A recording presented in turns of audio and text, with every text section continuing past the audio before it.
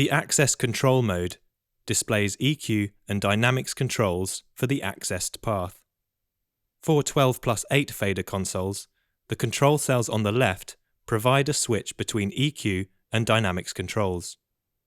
The EQ controls are turquoise. EQ bands 1 to 6 are arranged from left to right. The upper rotary control adjusts the frequency, and bands with a bell response can be toggled to control Q by pressing the button. The lower rotary control adjusts the gain of each band. The button switches the band on or off. Each band has a default response. Band 1 is a low-cut filter. Band 2 is a low shelf. Bands 3 and 4 are bells. Band 5 is a high shelf. Band 6 is a high-cut filter. Any of the 6 bands can be set to any response. Press this button to display the response selection control for each band. Use the rotary controls to cycle through the different responses available. The curve display shows the overall effect of the EQ. This cell contains the EQ AB button, which allows you to compare and switch between 2 EQ setups. This cell contains the bypass button, which bypasses the entire EQ selection.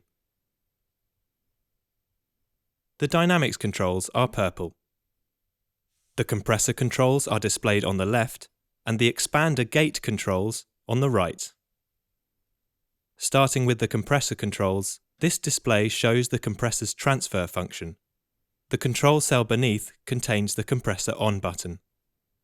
The threshold, ratio, and makeup gain controls are found on the upper row, with attack, release, and knee controls on the lower row. The compressor acts as a limiter when the ratio is set to 50:1.